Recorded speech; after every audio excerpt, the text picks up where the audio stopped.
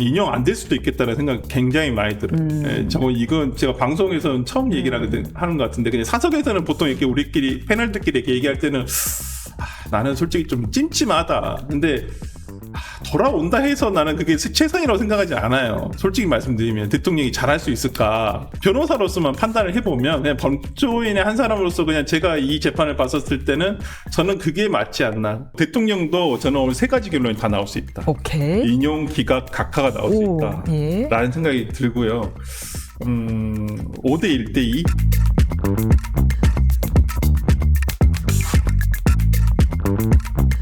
한덕수 총리는요, 지금 오늘 총리 공관으로 갔다라고 바로 출근하셨다고 하네요. 넥타이 준비하고 계셨나 봐요. 업무 복귀했다가. 예상을 했을 거라 생각을 하고요. 예. 흥미로운 지점은 네. 이렇게 한 결정에서 기각, 인용, 각하가 다 모두 포함되어 있는 결정이 그렇게 상당히 많은 것은 아닌데, 그러니까요. 굉장히 이례적이긴 하고요. 예. 아마 오늘 많은 분들이 한덕수 국무총리에 대한 그 기각은 예상을 많이 했을 텐데, 단순히 8대 0일 것이다. 근데 또 8대 0도 아니었고요. 그 다음에 그 내용에 있어서 대통령과 관련한 부분을 한번 이렇게 예측을 해보는 근거를 삼아보려고 했을 텐데, 저는 상당히 좀 의미는 있었다고 봅니다.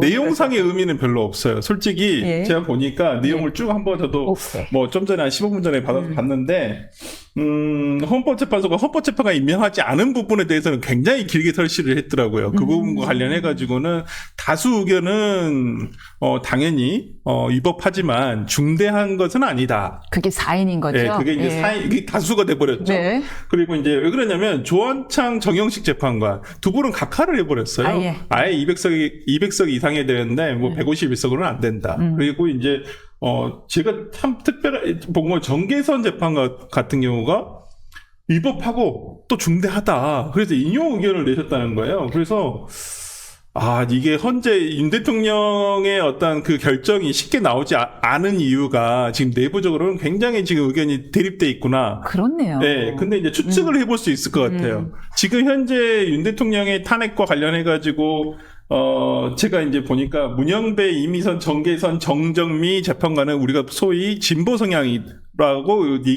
분류를 하는 재판관들이고, 중도 성향에 있는 분이 김영도 재판관이, 그 다음에 김복형, 조원창, 정영식 재판관이 무려 보수 성향으로 분류가 되고 있는데, 그렇죠.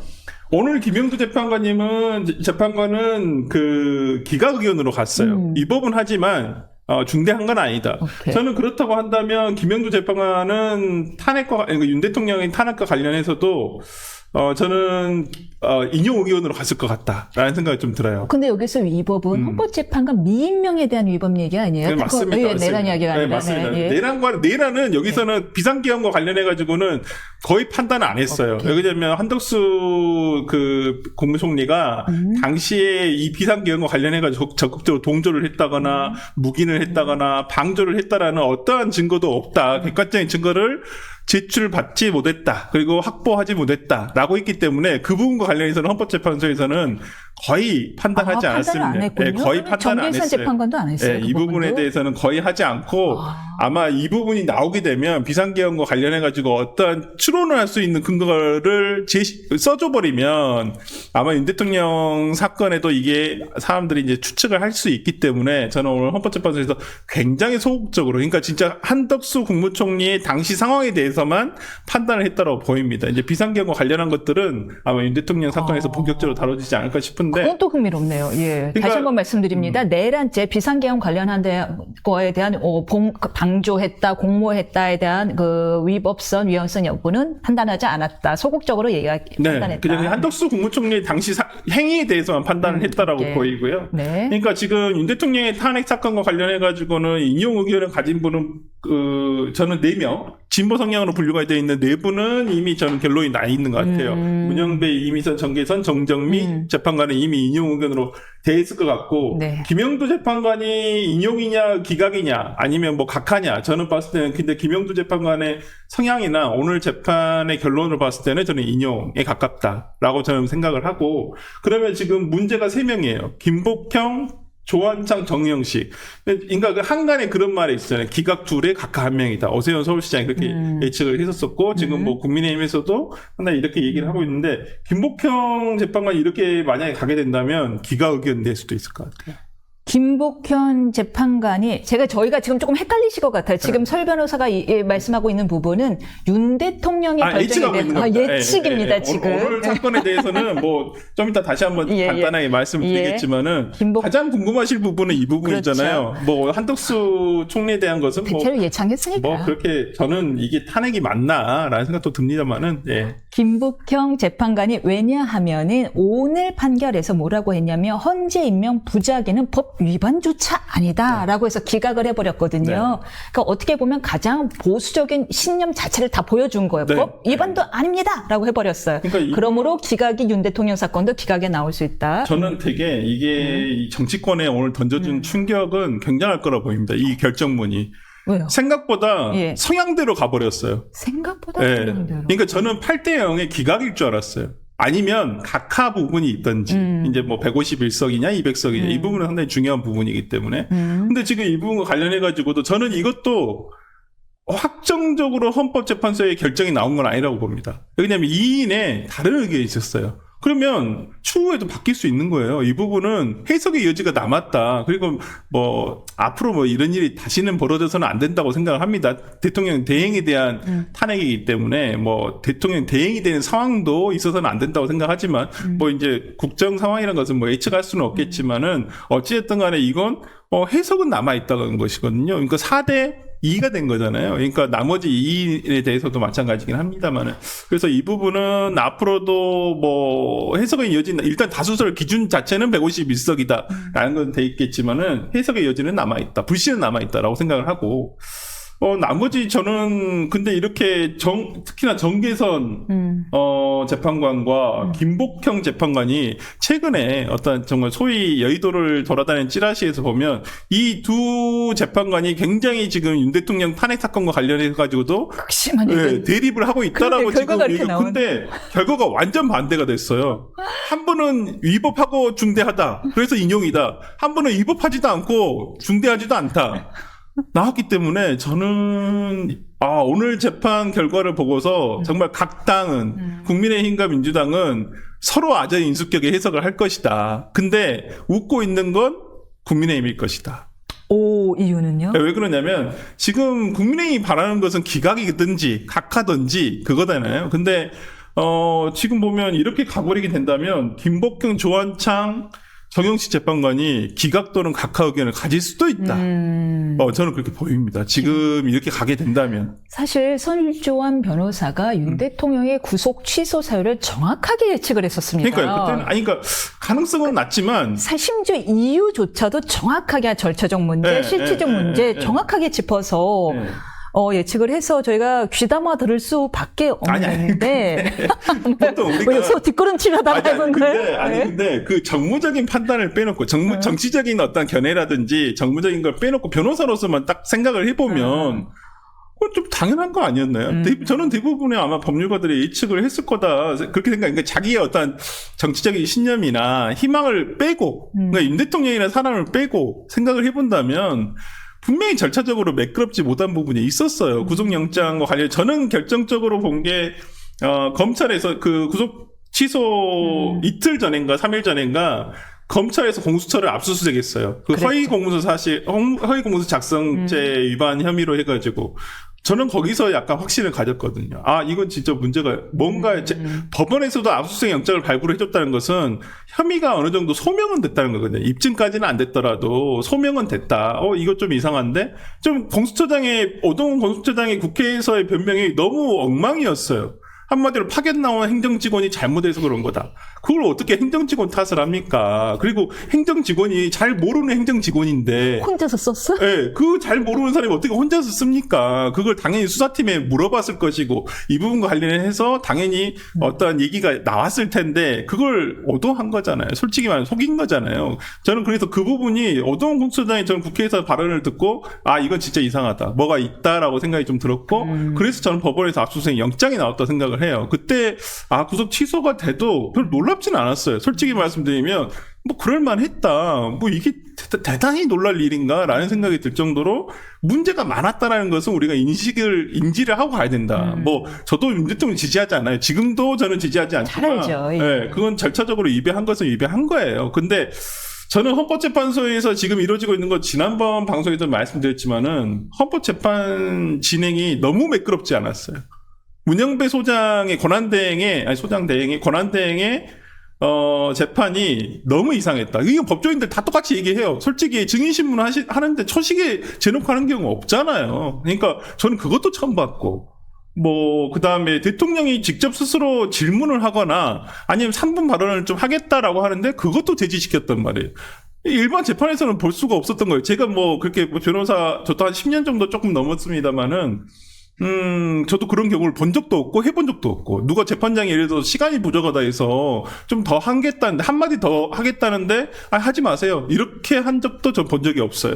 근데 그런 부분에 있어서 너무 매끄럽지 않은 진행, 그러니까 너무 신속만을 강조했다. 신중하지 못했다. 그런 점에서 저는 절차적 문제가 있다. 분명히 이 점을 짚었을 재판관이 있을 거라 저는 봐요. 맞아요. 그런 부분에서 충분히 입증이 되지 않았다, 증명력이 충분히 있지 않다라는 이유로 기각을 주장할 사람이 있을 수 있다라는 것이 얼마 전에 이제 다른 법조인들의 시각이기도 하더라고요. 왜냐하면 너무 촉박하게 증거 조사를 해냈으니까요. 그러니까 너무 신속만 하려다가 신중하지 못했다는 저는 판단이 들고. 그러니까 어떤 분들 그렇게 얘기하세요. 아니 그럼 절차 그 변론 과정에서 이 절차에 대해서 다 평의를 하지 않았느냐. 그러면 그 부분과 관련해서 그때 얘기를 했었어야지 왜 지금 얘기를 하느냐. 얘기하시는 분이 있는데, 그렇죠. 그때는 가능하죠. 평의를 진행할 때 다수결로 한단 말이에요. 우리 이렇게 합시다. 그러면 4대4가 돼요. 그러면 그때는 소장이 우선권이 있으니까 그러면 오늘 우리는 이렇게 하는 걸로 하겠습니다. 이렇게 얘기를 하는데 평의는 다르잖아요. 그렇죠. 평의는 각자의 재판관들이 각자의 의견을 쓰는 거고 판단을 하는 거잖아요. 근데 지금 제가 봤을 때는 계속 늘어지고 있는 이유, 저는 늘어지고 있다고 생각도 안 해요. 솔직히 늦어지고 있다고 생각도 안 합니다. 그렇군요. 그냥 아니 왜 늘어지고 있다고 생각할 수밖에 없는 게, 그렇게 속전속결로 1시간 30분 다 1초도 넘겨서는 안 돼. 그러고 빨리 진행을 해놓고서 한 달 동안 선고가 안 나오는데요. 그래서 문영배 소장 권한대행이 재판을 못했다는 거예요. 진행을 정말 매끄럽지 못하겠다는 게, 만약에 저 같았으면, 아니면 조금 재판 진행을 조금 매끄럽게 하는 아마 재판관이었으면 피청구인 측, 윤 대통령 측에서 할 수 있는 거 다 해보라고 할 거예요. 솔직히 말씀드리면 윤 대통령 측이 주장하면 주장할수록, 말을 하면 할수록 더 불리해졌어요. 솔직히 말씀드리면. 네, 조마조마하는 지지자들이 있었습니다. 정말 말씀 좀 안 하셨으면 좋겠다. 중국 관련한 무슨 선관위 무슨 그런 문제라든지, 그걸 진짜 확인되지도 않은 어떤 기사 내용을 들고 와서 변호인이 그걸 주장을 해버린다든지, 저는 오히려 그럼 정말 주장을 하고 싶은 대로 할 때까지 해봐라. 증인신문 하고 싶은 대로 해봐라. 저 같았으면 그랬을 것 같아요. 우리가 재판을 해봐서 알지만 오히려 재판관이 우리의 증거 신청 다 받아주고 발언 기회 많이 주면서 잘 됐다는 경우는 오히려 패소화시킬 경우가 더 많아요. 맞습니다. 불만을 잠재우기 위해서 맞습니다. 민원 들어올까 봐. 그리고 형은 더 세. 원래 우리가 보통 보면 그러잖아요. 그래 다 해라. 친절한 법관일수록 조심해야 된다. 그리고 법정에서 자기를 혼내는 법관이 있어요. 그러면 낙관할 수 있어요. 피고인과 변호인은 약간 속상하겠지만 결과는 괜찮을 수가 있다. 그러면 다 용서되니까요. 그럼 그 시간에 고통받았으니까요. 근데 저는 그렇지 못했다는 게 너무 안타까워요. 그래서 피청구인 측에서 분명히 얘기할 수 있는 부분, 그리고 저번에 다음 제가 말씀드렸습니다. 조대현 변호사가 과거 재판관을 하셨었잖아요. 피신조서 증거로 그냥 채택하는 거 문제가 있다. 근데 그걸 문영배 당시 재판관이 그랬잖아요. 아니 왜 이제 와서 얘기하시면 어떡합니까? 이거 우리가 지난번에 이렇게 하기로, 그냥 증거를 채택하기로 결론 내리지 않았습니까? 저는 그 얘기는 해서는 안 됐었다고 봐요. 그 조대현 변호사가 만약에 그런 주장을 했었다고 한다면 알겠습니다. 한번 평의에서 한번 그 논의를 해보고 결론을 내도록 하겠습니다. 이렇게 얘기했으면 그냥 될 문제예요. 받아들이든 안 받아들이든. 근데 거기서 그냥 왜 이걸 이제서 얘기합니까? 깜놀하셨구나. 네, 아니 헌법재판소는 단심제예요, 단심제. 그러니까 우리가 소위 말하는 실기한 공격 방법이 아니에요. 언제든 주장할 수가 있습니다. 근데 그러한 부분에 있어서 너무 그냥 가차없이 끊어버렸다는 점에서는 저는 이런 부분 등이 분명히 재판관 중에 한두 분 정도는 문제를 좀 삼을 수도 있겠다. 그래서 저희가 고품격을 지향하기 때문에 사실 이런 질문을 안 하고 싶은데 네. 감히 저번에도 딱 맞추셨으니까요. 몇 대 몇 예상하십니까? 글쎄요. 근데 참 몇 대 몇? 저도 정말 고민이 많아지는데 단순하지는 않을 것 같아요. 그때도 대통령도 저는 오늘 세 가지 결론이 다 나올 수 있다. 오케이. 인용, 기각, 각하가 나올 수 있다. 예. 라는 생각이 들고요. 5대 1대 2? 네, 인용 후에. 아니야. 인용과 각하가, 저기 박혔구나. 근데 기각과 각하는 잘 모르겠어요. 어떤 분이 기각 의견을 제시하실지, 각하 의견을 제시하실지. 저는. 5가 일단 인용. 1대 2인데 2가 기각인가요? 각하? 요즘 계속 드는 생각은, 인용 안 될 수도 있겠다는 생각 굉장히 많이 들어요. 이건 제가 방송에서는 처음 얘기를 하는 것 같은데, 그냥 사석에서는 보통 이렇게 우리끼리, 패널들끼리 이렇게 얘기할 때는, 나는 솔직히 좀 찜찜하다. 근데 돌아온다 해서 나는 그게 최선이라고 생각하지 않아요. 솔직히 말씀드리면 대통령이 잘할 수 있을까? 국민의힘 내부에서도 똑같은 고민을 하는 사람들이 잘할 수 있을까라는 생각은 드는데 그냥 변호사로서만 판단을 해보면 그냥 법조인의 한 사람으로서 그냥 제가 이 재판을 봤었을 때는 저는 그게 맞지 않나라는 생각을 해봅니다. 그런데 지금 한덕수 선고 때문에 사람들이 여러 가지 또 추측이 난무한데 지금 몇 달간은 다들 추측과 내피셜의 시기예요. 맞습니다. 각종 자기 희망회로 찌라시의 난무고요. 그런데 3월 24일 오늘 한덕수 총리 다들 기각으로 예상을 했어요. 혹시 이것이 윤 대통령 파면에 대비한 포석 아닌가라는 의견도 있습니다. 저는 그렇게 생각하지 않습니다. 굳이 그렇게 할 거였으면 하루 전에 잡든지 그냥 같이 있었어도 상관없어요. 어차피 선거와 동시에 직무 복귀는 하는 거잖아요. 판결문 언제 샀어요? 아니, 판결문은 다 써놓고 선거 날짜를 잡는 거니까 저는 지금 대통령에 대한 것도 어느 정도 정리는 다 돼 있을 거라 생각합니다. 결론에 맞춰서 어차피 쓰는 거니까. 근데 세 가지 결론을 다 내놓고 쓰는 거잖아요. 근데 이제 그 마지막 판결을 할 때는 그날 아마 아침에 판결을 할 텐데 그때 아마 나는 이런 결론으로 가겠다. 이렇게 얘기를 하실 것 같다라는 생각은 좀 들고요. 쓰는 건 별 문제가 아니라고 생각을 하고 저는 오히려 그 한덕수 오늘 잡힌 것은 최상목 권한대행에 대한 탄핵 때문에 그랬다고 생각을 하거든요. 그러니까 제가 지난주 수요일 날인가 어떤 제가 방송에서도 그 얘기를 했었어요. 그러니까 지금 민주당에서 최상목 권한대행에 대한 탄핵을 추진한다. 그런 얘기가 나왔을 때 만약 추진한다고 한다면 아마 헌법재판소에서 한덕수 국무총리에 대한 선고 날짜를 잡을 것이다. 아니, 근데 그거 물어보사네. 아니, 근데 그건 논리적으로 너무 당연한 거 아닌가요? 왜 그러냐면 151석이냐 200석이냐가 중요해지는 거예요. 최상목 권한대행에 대한 탄핵을 추진함에 있어서도 민주당도 그런 고민을 할 거란 말이에요. 야, 저번에는 우리가 151석을 했는데, 야, 이번에도 150석이 맞아? 그럼 똑같은 질문이 한덕수 국무총리 때와 똑같아지거든요. 권한대행에 대한 탄핵이 어떻게 될 것이냐. 그럼 저는 이건 헌법재판소에서 제시를 해줬어야 된다고 봐요. 그런데 그렇다면은 사실 각하 의견이 2명밖에 안 나온 것도 이상해요. 딱히 선례로서 작용도 못해요. 맞아요. 저도 그런 부분은 조금 아쉽다고 생각해요. 저는 개인적으로는 200석이 맞다고 생각을 해요. 권한대행에 대한 탄핵이기 때문에. 그러니까 물론 이번에는 좀 섞여 있었어요. 국무총리로서 어떤 그 탄핵 소추 사유와 권한대행으로서의 소추 사유가 섞여 있었기 때문에 이런 경우는 또 어떻게 갈 것인가라는 것도 저는 이번 선례가 됐지만 나중에 만약에 권한대행에 대한 소추만 있었을 때 그때는 어떻게 될 것인가? 그때는 또 다시 저는 판단이 돼야 되지 않을까라는 생각은 좀 들고요. 그런 부분에서 저는 최상목 권한대행에 대한 나오자마자 목요일 날 오후에 이 선고 날짜가 예고가 된 거예요. 그렇다고 한다면 저는 헌재에서 아마 그 최상목 권한대행에 대한 탄핵이 추진이 되니까 이건 우리가 얘기를 해줘야 되겠다. 쓸데없는 거 하지 말라고. 아니, 그리고 이거 이미 다 써놨잖아요. 솔직히 말씀드리면 국무총리 때가 평이 다 끝났다고. 거의 그렇게 어렵지 않았기 때문에 저는 그렇게 생각을 하고 그렇기 때문에 민주당 쪽에서는 그렇게 얘기를 하죠. 그 대통령 탄핵에 대비해서 이걸 국정 안정화를 위해서 보궐선거에 대비하기 위해서 이렇게 한 거 아니냐고 하는데 저는 그 부분은 크게 문제가 없다. 왜냐하면 어차피 같이 선거해도 먼저 선거하면 되잖아요. 총리에 대한 걸 먼저 하고 대통령 걸 나중에 하면 총리는 그대로 직무 복귀가 되는 것이니까. 근데 그걸 일주일 먼저 할 필요가 뭐가 있어. 그리고 저는 대통령에 대한 선거가 이번 주에 있지 않을 것 같다는 느낌도 들어요. 날 수도 있겠지만 28일 날 날 수도 있겠지만은 글쎄요. 생각보다 할 수 있을까요? 지금 판결을 보니까 5대 2대 1 판결을 보니까 저는 그걸 생각보다 의견 대립이 굉장히 극심하구나. 굉장히 지금 안에서는 엄청 이 부분과 관련해서 논의가 계속 평의가 계속 지속되고 있구나. 근데 이게 좁혀지지는 않고 있구나. 왜냐하면 한 총리에 대한 이제 대부분이 그 미임명에 대한 위법에 대한 판단이었는데 이 부분은 대통령에 대한 탄핵 소요에 비하면 굉장히 간단한 사유임에도 불구하고 5대 2대 1로 이렇게 첨예하게 갈렸거든요. 저는 그 점이 예. 오늘부터 그 해석의 논쟁이 이제 계속 이어질 텐데 이러면 진짜 이 지금 안에서 그 재판관들 사이에 진짜 성향대로 우리가 말하는 정치 성향대로 가고 있다는 것이거든요. 그러면 지금 민주당으로서는 더 열을 올릴 수밖에 없죠.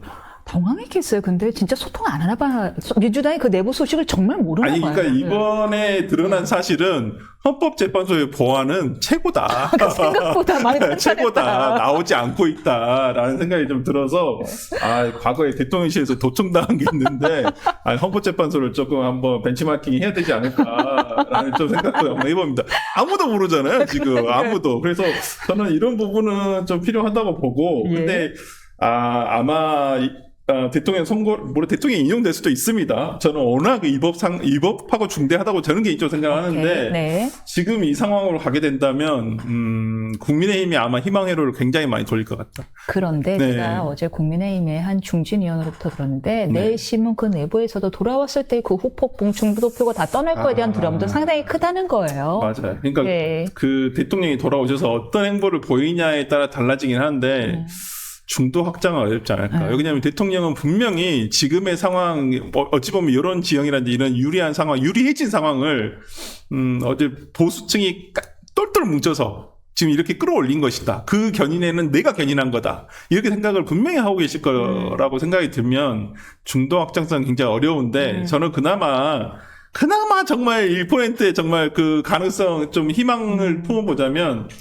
지난번 마지막 변론 기일에 본인이 직접 말씀하셨잖아요. 임기 등을 단축하고 본인은 위치만 신경 쓰고 그다음에 총리에게 맡기고 그다음에 개헌하겠다라고 분명히 얘기했기 때문에 저는 진짜 그 말을 지킨다고 한다면 다 인정을 해줄 수도 있다. 그거를 진행한다면 중도표도 어느 정도 돌아온 것에 대해서 너그러운 마음을 가질 수 있다라는 얘기인데. 근데 대부분 그 말을 안 믿으시더라고요. 대통령실이 목소리를 냈네요. 한대행 기각 환영한다. 탄핵 남발 악의적 정치 공세 확인인 건데 박찬대 원내대표가 목소리를 냈습니다. 한 국무총리 헌법재판관 임명해야 헌재 내일 당장 윤 선고하라라고 했는데 다시 한번 박찬대 원내대표가 한 총리에 대해서 헌법재판관 임명해야라고 한다면 만약 또 임명을 안 해요. 그럼 지금 최상목 대행도 탄핵안 발의했고 한덕수 총리도 또 탄핵안 발의할 수 있을 것 같은데 일단 최상목 대행의 탄핵안 발의 스텝 꼬인 것부터 어떻게 정리하고 넘어갈까요? 이거 어떻게 정리해야 되죠? 이건 이걸 뭐로 하죠? 사유가 권한대행일 때 지금 만약 재판관에 대해서 임명하지 않은 부분에 대해서 위법성을 따져서 지금 추진을 한 거였잖아요. 뭐로 해야 되죠? 각하 아닌가요? 그러면 아예 사유가 안 되는 건데, 이걸 하고 있다는 게 저는 말이 안 된다고 생각을 하고요. 네. 최상목 권한대행에 대한 탄핵 추진은 모르겠어요. 민주당으로서는 저는 헛스윙 한 거라고 전 보이고, 굳이 실익이 없어요. 그러니까 정치적으로, 예를 들어서 권한대행에 대해서 직무정지를 시켜서라도 뭔가 실익이 있으면 하겠는데, 전혀 그런 게 없다라고 생각을 하고, 오히려 민주당으로서는 지금 제가 봤을 때는 악수를 계속 두고 있다. 왜 그러냐면, 지금 거의 광장 정치로 지금 나가겠다고 하는 거잖아요. 지금 거대 정당이에요. 개혁신당을 빼도 189석이에요. 야당이. 근데 그 전체 야당을 끌고 전부 다 광화문 광장으로 나가겠다. 이제까지 국민의힘 의원들이 개별적으로 헌법재판소에 가서 어떤 피켓 시위 하거나 그러면 민주당에서 비판했던 게 뭐예요? 헌법재판소 압박하지 말아라. 왜 니들이 압박하고 있냐. 그런데 지금 오히려 거대 야당이 헌법재판소 바로 옆에 있는 광화문에 가가지고, 지금 천막 당사를 펴놓고, 제가 압박을 하겠다는 거잖아요. 대놓고. 그러니까, 저는 왜 앞뒤 말이 다르지? 라는 생각이 좀 들고. 아까 이제 민주당은 좀 안타까운 게 이미 거대 야당이고 절대 강자인데 항상 강자라는 인식이 좀 부족해 보여요. 그러니까 아직도 본인들이 무슨 소수 야당으로 생각을 하는지는 모르겠는데. 굉장히 거대 야당이고 진짜 저는 좀 그런 부분에서 헌재의 시간을 좀 존중해달라. 저는 결정에 대해서는 다 수용해요. 다 승복해야 한다 생각을 하고 그렇죠. 뭐 기각이 나든 인용이 나든 각하가 되든 근데 수용할 수밖에 없는데 그거에 대해서 지금 민주당이 너무 지금 뭐 진짜 떼쓰는 아이도 아닌데 너무 이 헌재의 시간을 존중하지 않고 계속 인용만을 외치고 있는 거잖아요. 저는 이게 그러면 뭐 하려고 제도권에 있죠? 그냥 국회의원 배지 다 놔두고 그냥 길거리 가시는 게 낫지 않나요?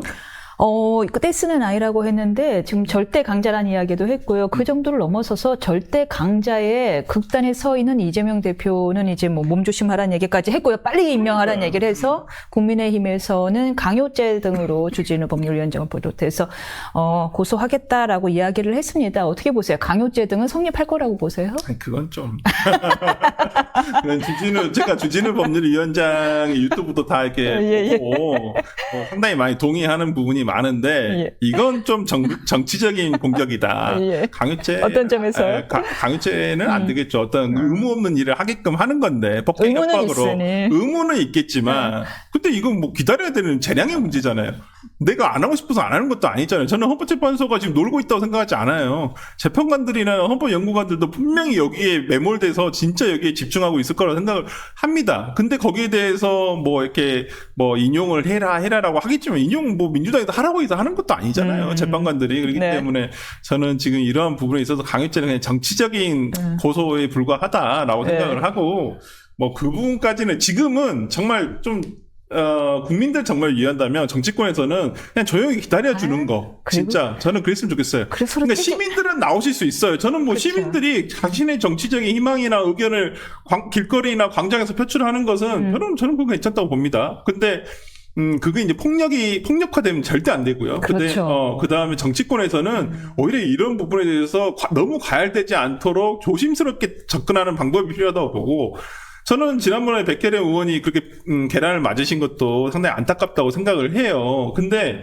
저는 왜 각 당의 의원들이 그 헌법재판소 정문에 가가지고 지금 경찰들은 어찌 보면 그 앞에 어떤 시위대들이 못 오게끔 하려고 이렇게 정말 노력을 많이 하고 있는데 왜 국회의원들은 그 앞에 가서 피켓 시위하고 사진 찍고만 있죠? 그렇다고 해서 헌법재판관들이 그 얘기를 듣는 것도 아니잖아요. 근데 그건 오히려 진짜 지금 각 진영의 지지자들은 엄청 과열돼 있단 말이에요. 감정적으로. 근데 거기에 불을 지피는 일이거든요. 그렇기 때문에 저는 오히려 정치권에서 그런 일들을 안 해야 되는데, 국회에서 뭘 해야 되는데, 그냥 툭 하면 그냥 헌법재판소 앞으로 달려가고, 그냥 주말이면 광장에 가고. 왜 우리 같은 사람의 말을 안 듣는지 아세요? 왜냐하면 우리는 그분들에 대한 충성 지지자가 아니거든. 어차피 우리는 또 산에 따라 마음이 바뀌거든. 왜 우리 말을 듣겠어요? 뭘 해도 그분들 찍어주는 사람들의 말을 들어야죠. 아니, 이해는 합니다만은. 근데 이게 정치인으로서 최소한 합리성과 공적인 마음이 있어야 맞아요. 되잖아요. 공적 마인드는 있어야 된다는 생각에서 좀 그런 점이 좀 아쉽다.